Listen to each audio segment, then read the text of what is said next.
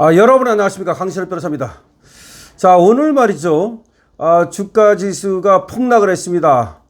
코스피는 72가 넘게 떨어졌고요. 코스닥도 20이 넘게 떨어졌습니다. 그것보다도 더 정말 충격적인 것은 환율이 1,460원에서 조금 모자라는 지금 1,459원을 돌파했습니다. 오늘도 외국인들은 무지막지하게 팔아 제꼈습니다. B2 개미들이 바쳤다고 합니다. 지금 개미들이 빚을 내서 주식을 사들이고 있습니다. 그리고 외국인들은 환율이 올라가자 무지막지하게 팔아 제끼고 있습니다. 자, 이 끝은 어떻게 될까요? 환율이 올라가면서 유학생은 비상이 걸렸습니다. 원화의 가치가 떨어진다는 거 아닙니까? 1달러를 사는데 그전에는 1,400원만 주면 샀는데 지금은 1,460원을 줘야 이거 뭡니까? 여기다가 물론 또 수수료까지 더하면 훨씬 더 많아지죠. 제가 사실은 몇 번에 걸쳐서 미리부터 이 걱정을 했습니다. 우리나라 환율이 올라갈 가능성이 있다. 그리고 1,500원 넘으면 1,700원 간다. 1,700원 가면 IMF 갈 가능성이 있다 라고 말씀을 드렸는데요. 지금 그리로 가는 것 같아서 정말 걱정이 태산입니다. 오늘도 금융시장은 요동쳤습니다. 주가는 하루 만에 100포인트가 넘게 오락가락했고요. 환율은 1,460원을 이제 바로 넘어설 기세입니다. 외국인이 판 주식은 B2 개미들이 샀습니다. 치솟는 환율에 유학생을 둔 부모님들은 고민이 커지고 있습니다. 한국거래소 시황판은 오늘도 파랗게 물들었습니다. 오후에는 더 심했습니다. 장중 3%가 넘게 빠지며 3,800선까지 밀리더니 장마감을 앞두고 겨우 회복해서 3,953으로 마무리가 됐습니다. 그러니까 3,900이 깨졌다가 간신히 5장에 회복해서 3,953으로 마무리했는데 이것마저도 당국이 누군가가 연기금이 개입한 거 아니냐 의심스러운 눈으로 바라보고 있습니다. 미국 증시에서 AI 기술주 약세가 계속되며 어제 구만전자로 후퇴한 삼성전자는 1.31%가 내린 97,900원에 SK하이닉스도 2% 넘게 빠지며 58만 원의 거래를 마쳤습니다. 이번에도 코스피 약세의 원인은 외국인 투자자들의 무지막지한 차익 실현이었습니다. 외국인은 2,500억 원, 기관은 2,400억 원을 오늘은 팔아치우면서 하락세를 주도했습니다. 그나마 오늘도 3,900선을 방어한 건 4,700억 원을 사들인 개미들 덕분이었습니다. 문제는 이 개미들이 4년 만에 신용거래 융자 잔고를 역대 최고치를 찍으며 26조 원 턱밑까지 찼다는 사실입니다. B2 개미가 지금 4년 만에 26조 원까지 이르고 있습니다. 일각에서는 말이죠. 과도한 B2가 시장 전체의 변동성을 키울 수 있어서 시한폭탄과 마찬가지라는 우려 섞인 반응이 나오고 있습니다. 자, 종가가 이처럼 이번 주 3,900선까지 떨어지면서 뒤늦게 들어갔다가 고점에 물리는 건 아닌지 개미들의 불안감이 커지는 상황입니다. 무엇보다도 환율이 비상이다 보니까 이렇게 환율이 올라가면 외국인들은 계속해서 팔 거라는 거죠. 환율이 올라가는 한 외국인들이 살 가능성은 없습니다. 지금 환율이 지난 4월 트럼프 대통령이 상호 관세를 발표한 이후 7개월 만에 최고 수준 1,560원에 이르고 있습니다. 작년에는 환율이 1,300원대였거든요. 작년보다 지금 거의 7, 80원 적게 잡아도 말이죠. 많게는 100원 정도가 오른 겁니다. 자, 유학생들은 말이죠. 저렴한 단기 렌트를 옮겨 주거비를 줄이거나 외식을 줄이면서 허리띠를 졸라맬 수밖에 없습니다. 또 일부는 늘어난 해외여행 비용에 특가 항공권을 취소할지 고민하고 있습니다. 지금 항공업계에도 비상이 걸렸습니다. 항공업계가 지금 비상이 걸리면서 벌써 적자 기업이 나타나고 있습니다. 자, 이렇게 환율이 오르면요, 항공업계가 비상이 걸리고요, 여행업계가 비상이 걸립니다. 뿐만이 아닙니다. 수출에 직격탄을 맞습니다. 아니, 생각을 해보십시오. 수출이 잘 되겠습니까?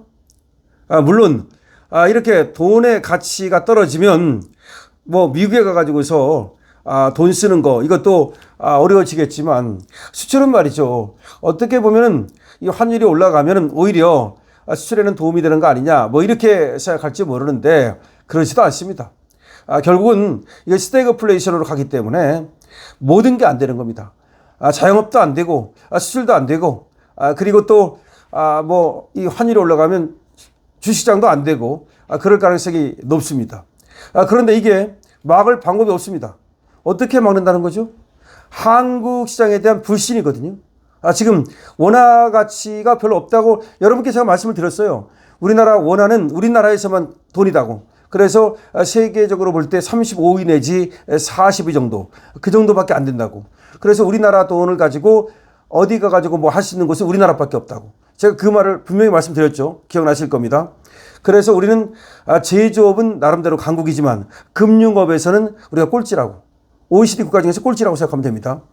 뿐만 아니라 우리가 지금 금융업이 너무나 후진적이기 때문에 만약에 어떤 그 애와 보유구가 없을 경우에 문제가 생기면 바로 IMF로 간다고. 더군다나 통화 수합이 안 돼 있잖아요, 전혀.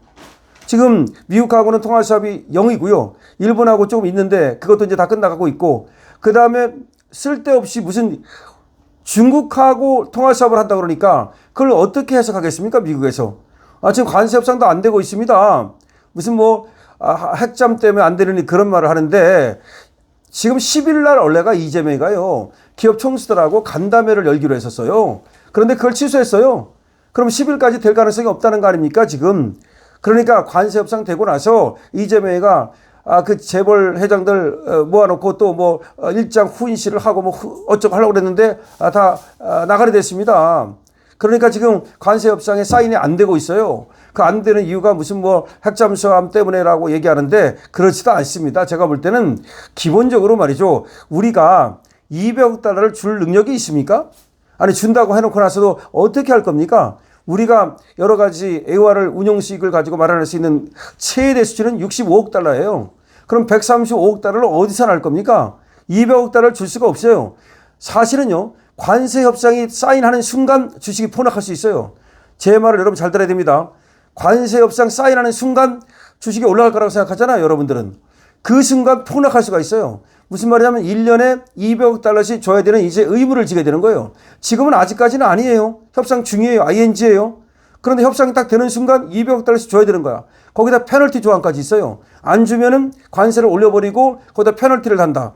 그러면 이제 200억 달러를 1년마다 10년 동안 마련해야 되는데, 200억 달러 얼마나 많은 돈인지 아시잖아요. 약 30조예요. 30조면 우리 한 해 예산에 말이죠, 거의 5%예요.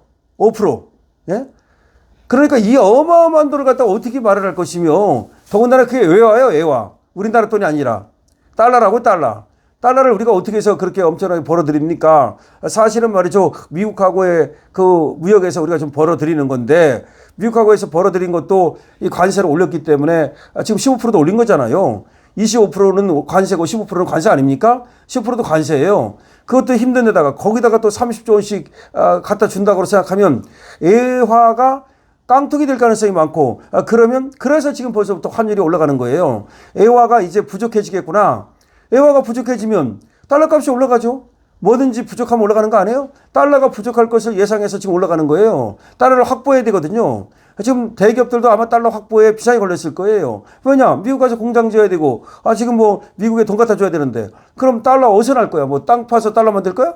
그렇기 때문에 달러 값이 올라가는 거예요. 그리고 또 지금 그걸 예상하고서 달러를 사들이는 사람도 있을 거고, 분명히 여러 가지 이유가 있겠죠. 자, 어쨌든 간에 지금 주식시장이 파랗게 물들었고요. 환율이 급등하고 있고요. 그야말로 대한민국 경제 난리 났습니다.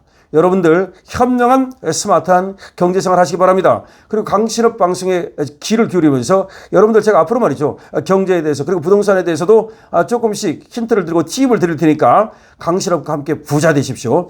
제가 말이죠. 여러분들 부자 만들어 드릴 수 있습니다. 저는 그런데도 상당히 밝습니다. 저는 제 머리는 못 깎아도 그런 거 굉장히 잘합니다. 알려주는 거 이런 거. 원래가 제가 또 탁월한 또 선생 출신 아닙니까? 그 다음에 지금 어떤 사람이 우리 영상의 댓글에다가 자기가 더 산삼을 시켰는데 안 왔다 뭐 이런 식으로 했는데 무슨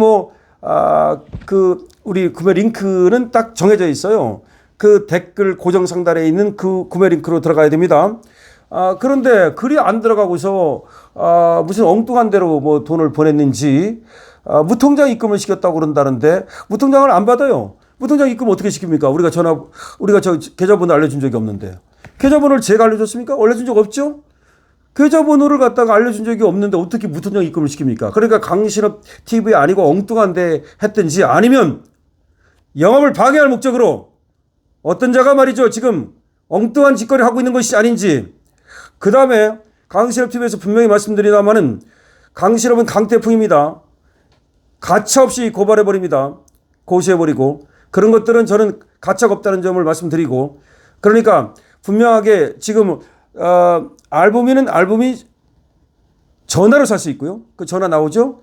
그리고 또 우리 쇼핑몰에 살 수 있고요. 두 가지 방법이 있습니다. 두 가지 방법 다 됩니다. 그런데 더 산삼은 고정 댓글에 있는 구매 링크 거기에서만 살 수 있습니다. 그건 전화로도 안 됩니다. 거기 들어가서 사셔야 되는 거니까 착오 없도록 하기 바라고 혹시 다른 거를 여기 와서 얘기한다거나 없는 얘기를 만들어서 한다거나 그렇지 않기를 바랍니다. 그 다음에 사지도 않으면서 개인 세일 오는 사람이 있습니다. 안 좋아요, 안 좋아요. 그러다가는 말이죠.